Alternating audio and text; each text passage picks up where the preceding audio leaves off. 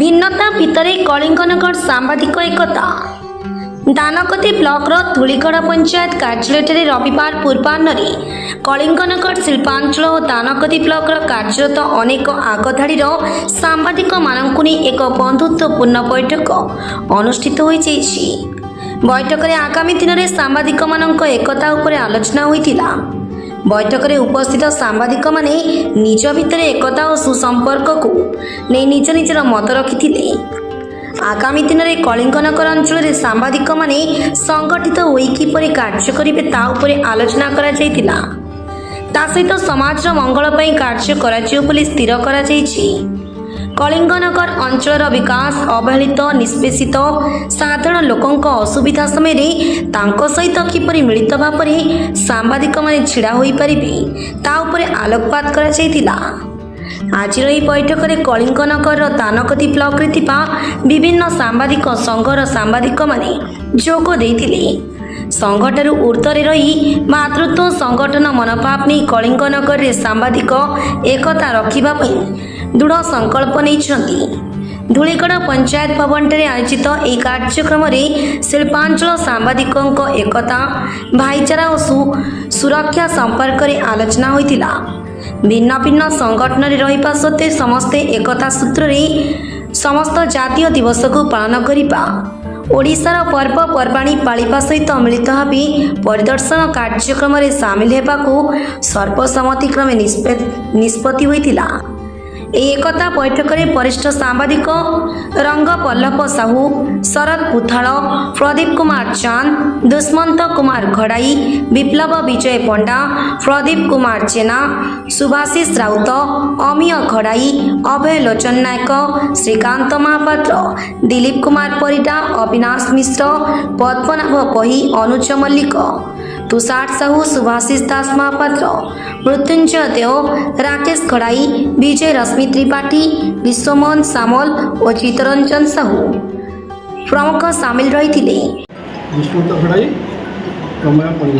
କ'ଣ କହିବେ ଆଜି ଆପଣଙ୍କର କଳିଙ୍ଗନଗର ଗୋଟେ ସଭା ହେଇଥିଲା, ସମସ୍ତେ ଏକତ୍ରିତ ହୋଇଥିଲେ, କେତେ ଖୁସି ଲାଗୁଛି କ'ଣ ସେ ବିଷୟରେ? ଆଜି ତ ଏ ଯେଉଁ ପ୍ରୟାସଟି ହୋଇଛି, ପ୍ରଥମେ ସାଧୁବାଦ ଦେବି ଯେଉଁମାନେ ପ୍ରୟାସରେ ସାମିଲ ହୋଇଛନ୍ତି। ଆମେ ମଧ୍ୟ ସାମିଲ ହୋଇ ନିଜକୁ ଗର୍ବ ଅନୁଭବ କରୁଛୁ ଯେ ଆମର ଏଠି ତିନୋଟି ସଂଘ, ସବୁ ସାମ୍ବାଦିକ ଏକ, କିନ୍ତୁ ତିନୋଟି ସଂଘରେ କାମ କରୁଥିଲେ ବିଭକ୍ତ ହୋଇ। କିନ୍ତୁ ଆଜି ଗୋଟେ ଭଲ ମେସେଜ ଦେଇଛନ୍ତି ଆମ ଶିଳ୍ପାଞ୍ଚଳ ପାଇଁ କି ସାଧାରଣ ଲୋକଙ୍କ ପାଇଁ ଯେ ଆମେ ମତାନ୍ତର ମନାନ୍ତର ଥାଇପାରେ, ଆମେ ସମସ୍ତେ ଏକ ଅଛୁ। ଏଇ ଯେଉଁ ମେସେଜଟି ଦେବା ପାଇଁ ପ୍ରୟାସ ହେଉଛି ଆୟୋଜକମାନଙ୍କ ତରଫରୁ, ତାକୁ ଆମେ କରିବାରେ ସକ୍ଷମ ହୋଇଛୁ। କ'ଣ ବାର୍ତ୍ତା ଦେବେ ଆପଣ?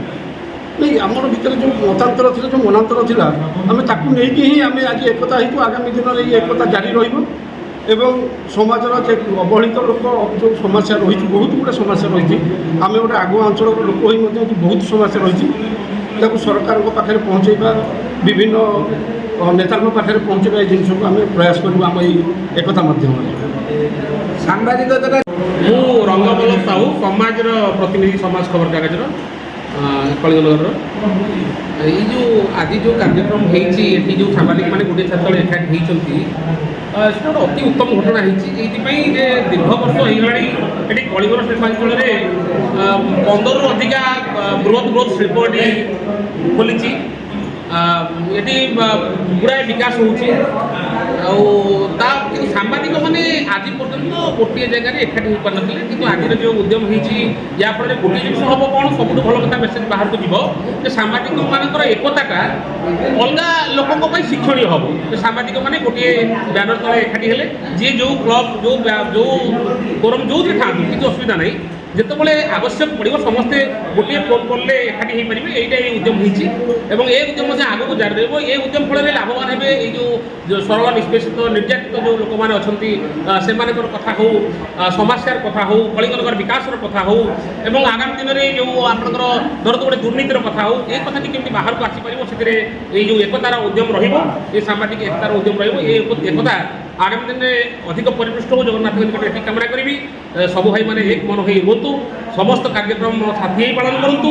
କାରଣ ଆଜିକା ତାରିଖରେ ଆମେ ଯଦି ଦେଖିବା, ଗୋଟେ ପିମ୍ପୁଡ଼ି ହାଡ଼ି ହେଇକି ଯାଇପାରୁଛନ୍ତି, गोटे गुड़े हरिण संघ हर मनीष मैंने कहीं हर पारे तेणु आम समस्ते एकतार सूत्र बंधा हबू आज ये शपथ नेलु आज ये शपथ को आगामी दिन में पालन करूँ से प्रचेषा जारी रही परिचयटा रखिए विप्लव पंडा सकाल प्रतिनिधि धन्यवाद ଗୋଟେ ଛାତ୍ର ତଳେ ପରିଗଣନାର ସମସ୍ତେ ସାଙ୍ଗରେ ଏକାଠି ହେଲେ ତାପରେ କ'ଣ ଆପଣଙ୍କର ବାପ କରି ଏକା ଲାଗୁଛି ଏଇଟା ଆମର ଚିନ୍ତାଧାରା ବହୁତ ଥର ଆଗରୁ ବି ଆମେ ପ୍ରୟାସ କରିଥିଲୁ ହୁଏତ ବିଭିନ୍ନ ସଂଘର ବିଭିନ୍ନ କାଗଜ କି ଟିଭି କି ୱେବ୍ ଚ୍ୟାନେଲ୍ ଯେକୌଣସି କାମ ସମସ୍ତେ କରୁଥିଲେ ବହୁତ ଥର ଚେଷ୍ଟା ବି କରାଯାଇଥିଲା କିନ୍ତୁ ଏକାଠି ହୋଇପାରୁନଥିଲେ ଆଜି ଏଇଟା ଗୋଟେ ସ୍ୱାଗତ ପଦକ୍ଷେପ ଯାହାକି କଳିଙ୍ଗନଗର ପାଇଁ ଗୋଟେ ଭଲ ମେସେଜ୍ ଯିବ ସାମ୍ବାଦିକମାନେ ସବୁ କରୁଛନ୍ତି କିନ୍ତୁ ନିଜ ଭିତରେ ଭାଇଚାରା ନଥିଲା ଏଇଟା ଗୋଟେ ଉଦାହରଣ ସୃଷ୍ଟି କରିବ जिला नुह राज्य उदाहरण सृष्टि कर आम भर एकता ठीक अच्छे समस्त संघबद्ध हो रहा समस्ते कम करवा और समस्त दुख सुख समस्त साथी हाँ यह हूँ आम मुख्य उद्देश्य जाजपुर प्रतिनिधि दिलीप कुमार परिडांक रिपोर्ट प्रतीक्षा न्यूज।